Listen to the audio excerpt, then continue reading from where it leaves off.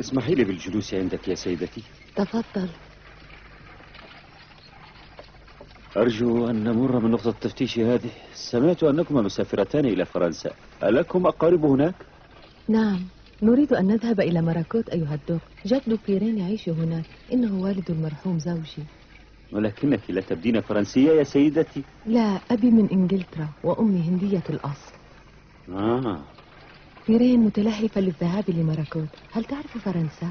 نعم، فأنا رجعت قبل عام من باريس بعد أن قضيت هناك 4 سنوات. إن فرنسا بلاد عظيمة، فهناك الحرية والمساواة والتآخي. كم تمنيت هذه الشعارات في بلادي، لذا يجب أن نحررها من الطغيان النمساوي. سكوت، لقد دخلنا القرية.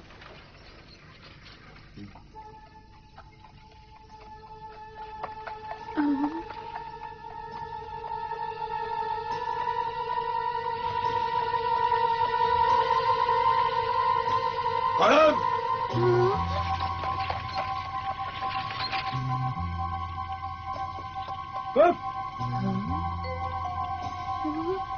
أتمنى لك مساء سعيدا.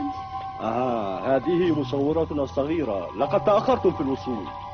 هذا صحيح، فقد ضللنا الطريق. هكذا إذن، هل رأيتما شيئا غير عادي؟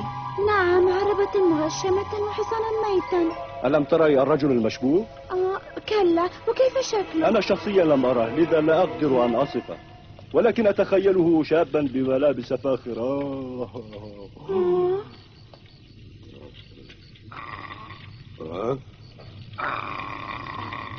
ما الأمر عندك؟ من الأفضل أن نفتش العربة، ما رأيك في هذا؟ حسنا، كما تريد.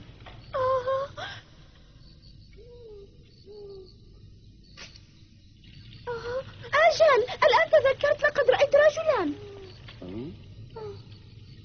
ما الذي تقولين؟ لقد أخبرتك قبل قليل أننا ضللنا الطريق، وهناك في الغابة رأيت رجلا أشعل نارا ليتدفى. أين بالضبط؟ إذا رجعت في نفس الطريق حوالي 2 كيلومترين تجد مفترق الطرق عنده. لعلك تعرف أين المكان. كيف كان شكل الرجل؟ لقد رأيته عن بعد فقط، وعندما شاهدناه توارى في الغابة راكضا. هل رأته أمك؟ أظن ذلك. أمي؟ نعم. أمي، تستطيعين وصف الرجل؟ كلا، المسافة كانت بعيدة بيننا. من المؤكد أنه الدوق. يجب أن نخبر الضابط بذلك. إنه نائم الآن، وأرى أن ننتظر حتى الصباح. ففي هذا الليل لن نقدر أن نمسك بهذا الشقي. تقدرين أن تواصلي سفرك. أشكرك كثيرا. هيا بنا يا ابنتي.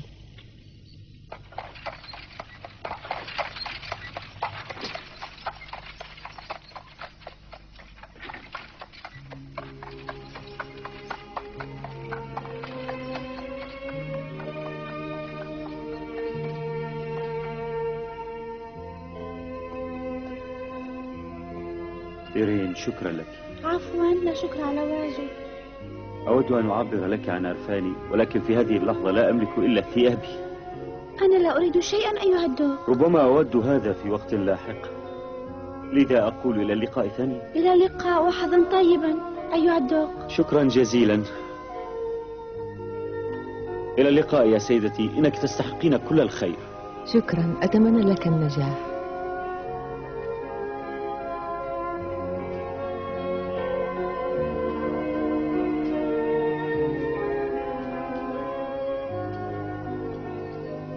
إلى اللقاء.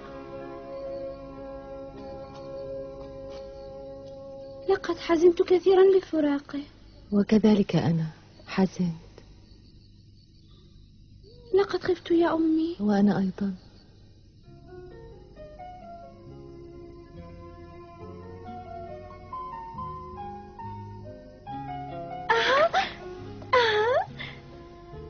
إنه طقس جميل جدا يا أمي.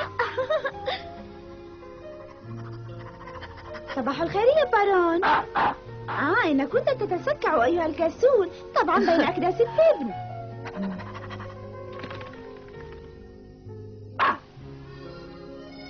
لين، من الأفضل أن نتابع سفرنا حالا. لا أحبذ أن نتوقف في هذه القرية. كما تشائين. كم أرغب بمعرفة أخبار الدور. أنا واثقة أنه بين أصدقائه الآن. لقد أحببته كثيرا يا أمي. أجل يا بيرين، كان الحديث معه ممتعا.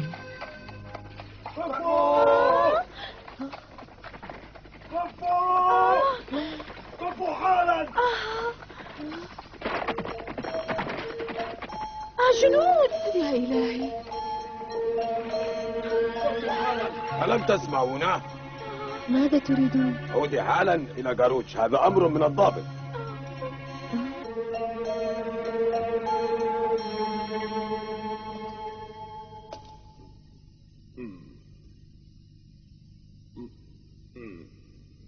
لا، لست مرتاحا هكذا أبدا. لا لا لا.